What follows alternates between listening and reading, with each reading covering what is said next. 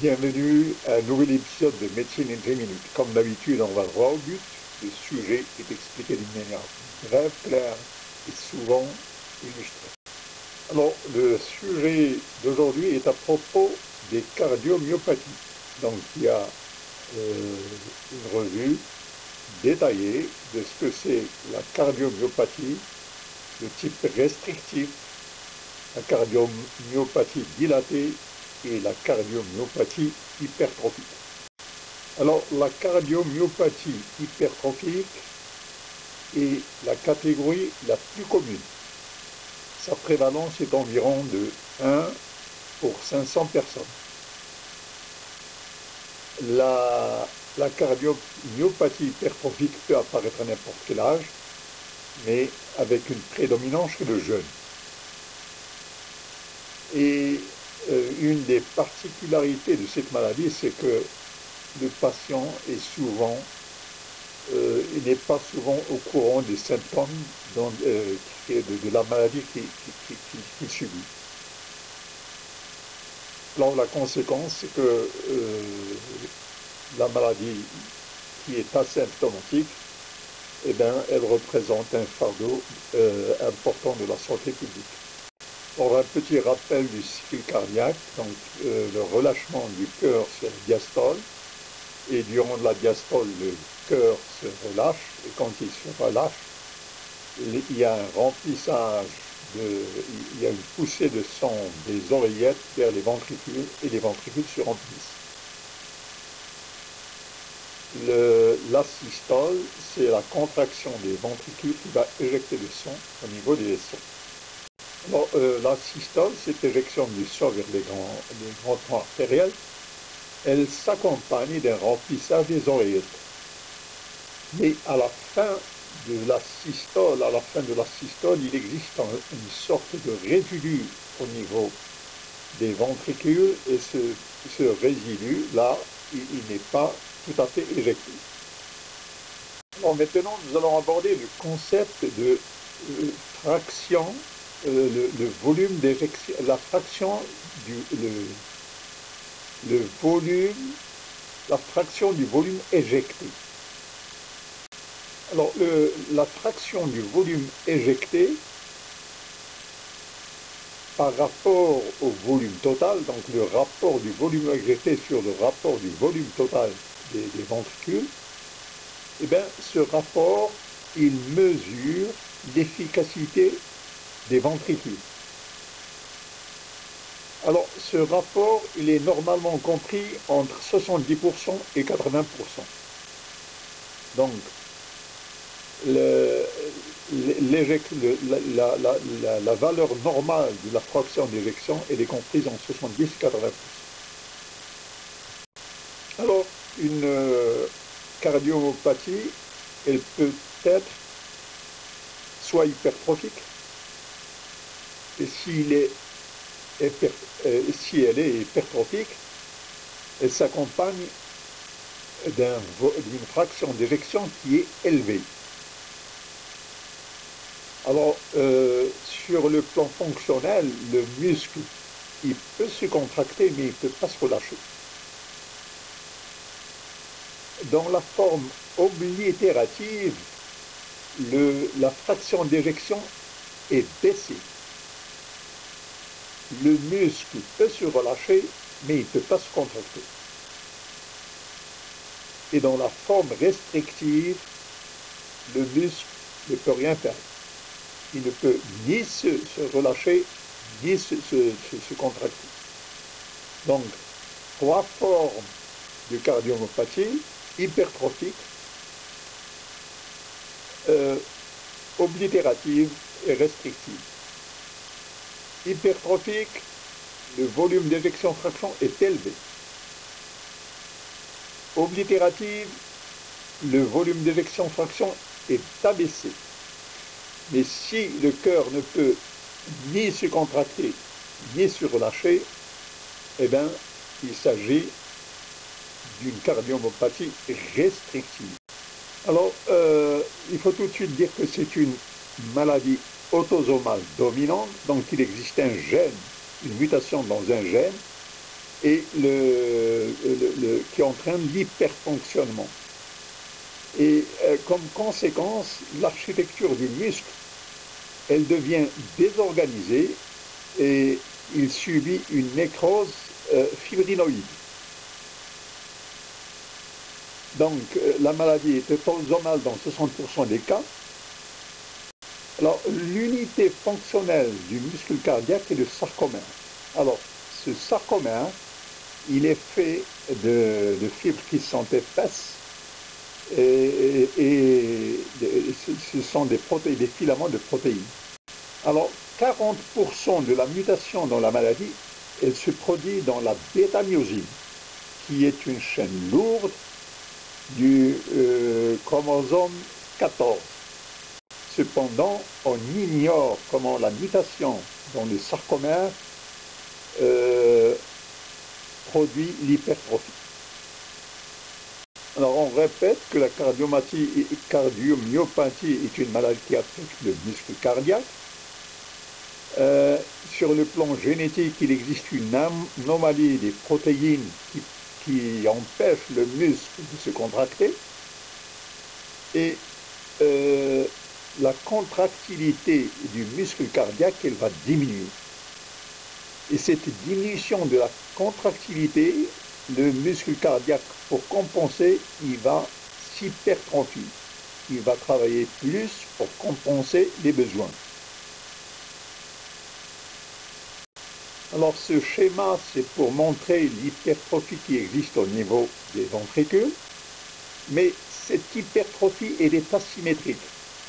On voit que le septum, il est plus hypertrophié que les parois.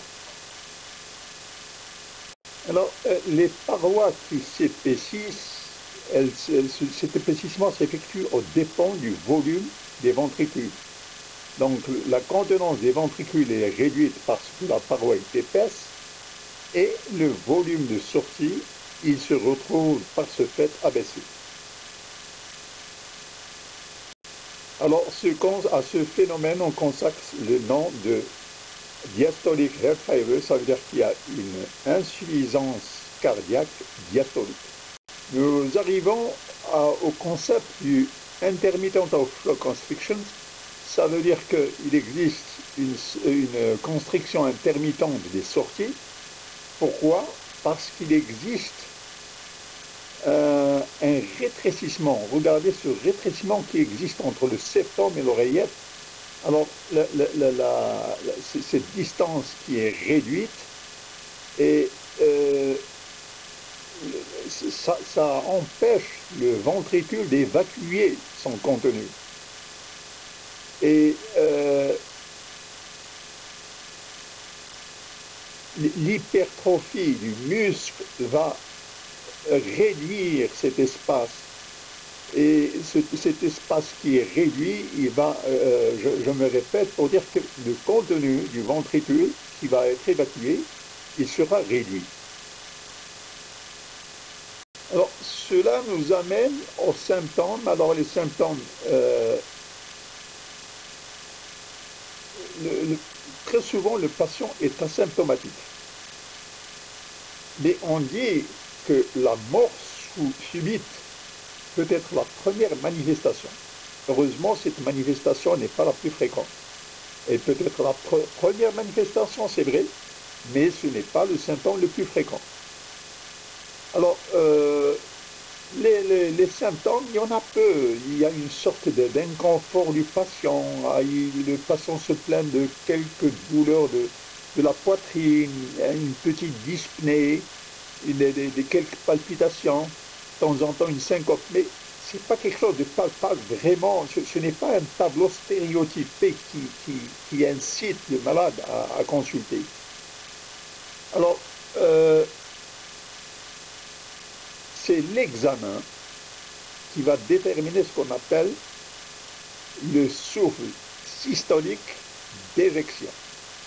Alors, ce souffle systolique d'éjection, voici le B1, voici le B2, voici la caractéristique de ce souffle d'éjection. Une des caractéristiques de ce souffle, c'est qu'il est augmenté par la manœuvre de Valsalva. Alors je vous rappelle que la manœuvre de Valsalva, c'est de pousser, de provoquer la poussée du diaphragme vers le bas pour contracter les muscles thoraciques et les muscles intercostaux. Alors cette manœuvre de Valsalva, elle va accentuer le souffle systolique d'éjection au cours de la cardiomyopathie. Alors le diagnostic, il s'effectue par les ultrasons. C'est finalement l'échographie qui oriente le patient vers l'étiquetage diagnostique. Alors, sur le plan échographique, donc c'est les ultrasons, il existe une sorte de ratio, une sorte de rapport. L'épaississement du septum par rapport à l'épaississement de la paroi. Alors, ce rapport, il est supérieur à 1/3. Donc, ici, c'est en général 3 fois l'épaisseur du ventricule. Le septum, il est plus épais que le ventricule. On peut faire un test génétique pour confirmer. La biopsie permet de retrouver la myofibrодystrophie, mais ce n'est pas souvent nécessaire.